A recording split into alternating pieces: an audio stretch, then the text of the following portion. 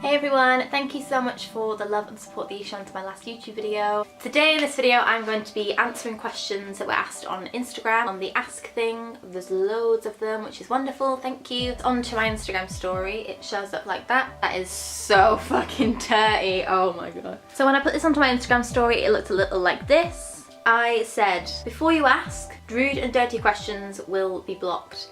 And it is seriously disappointing how many questions I got that were just, do you like I want to have sex with you?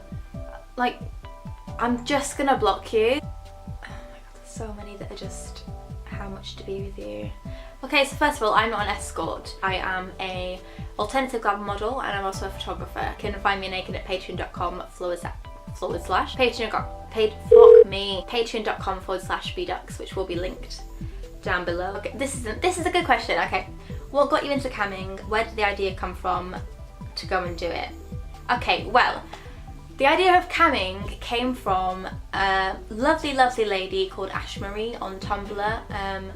Typically that is where teenagers of my generation would hang out and discover porn. I came across an amazing person called Ashmarie and followed her on Tumblr for a while, and I just really liked what she was doing. I thought she came across really funny and I couldn't believe that she was making money by being hilarious and naked. I thought it was fantastic. So between the ages of 17 and 18 I spent a full year researching, just basically getting to know what I liked that cam girls did, what I wasn't a massive fan of, learn what lighting equipment I'd need, the cameras that I'd need. Yeah, that's pretty much where it started. Is this your ideal job? That is a really good question because I'm not really sure what my ideal job is. I mean, I'd really like to do something with music and acting, but I love my job. I love it. For all the things that I saw for myself when I was younger, wanting to travel the world and wanting to be confident in myself and meet really interesting people and have a really good group of friends, my job kind of made all this happen. I guess it is my ideal job, yeah. It makes me happy and that's what you should want from a career, I think. Yeah. Did you have a bad childhood? I think we need to disconnect the idea that all sex workers must have had a terrible childhood, because the fact is, the majority of us haven't. What if all my family died in a fire when I was 3? What if a random mugger shot both of my parents in front of me and then I became Batman? It's none of your business. While we're on the subject, I just want to give a special shout out to my mum for watching the video and being really supportive and then getting Instagram and following all my sex worker friends. That was really cool, so you rock, mum. How long have you been in the industry? For about 5 years now. How do you have the confidence to showcase yourself? When I first began in this industry, I really was not a confident person at all.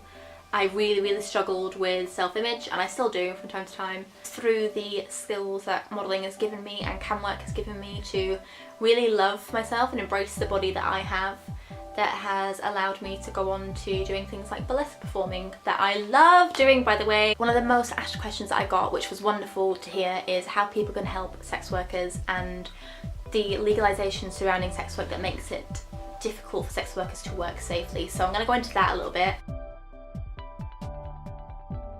It's important to be clear that there is a distinct difference between decriminalisation and legalisation.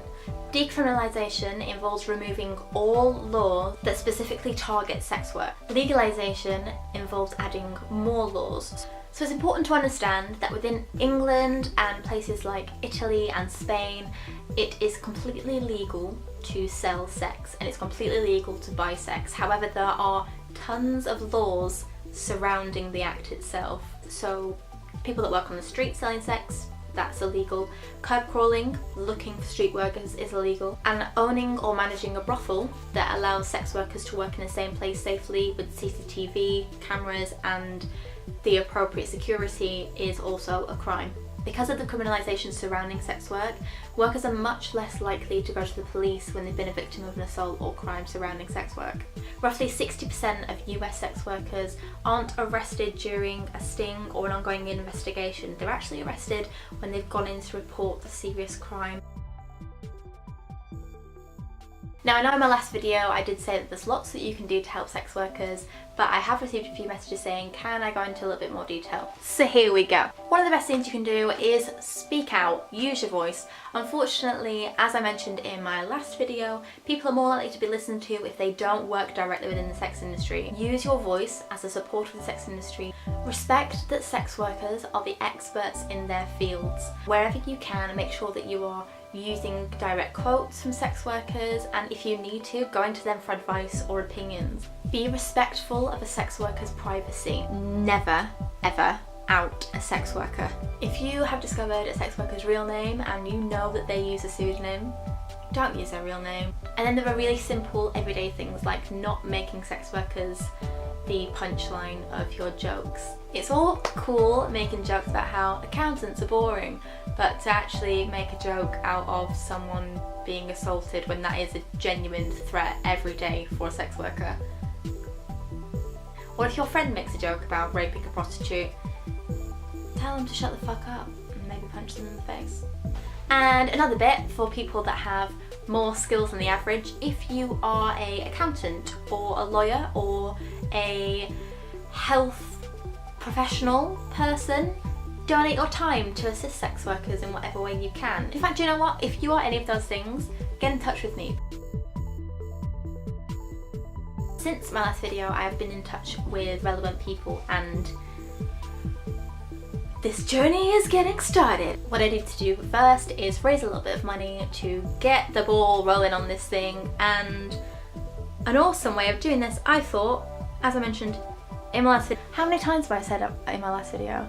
T-shirts and crop tops. So they will be on a store called safeword.bigcartel.com. By the time this video goes up, the Big Cartel store will be live. Right now the merch is quite simplistic in its nature, but that's because I'm trying to do this as quickly as possible. There will be lots more merch to come. I really feel like it's gonna do lots of good and be some help and a proper resource for sex workers. So yeah, if you want to help with this project, go to the link that I have put below. I think that's everything really. Like my last video, I'm gonna end this one by going and getting food.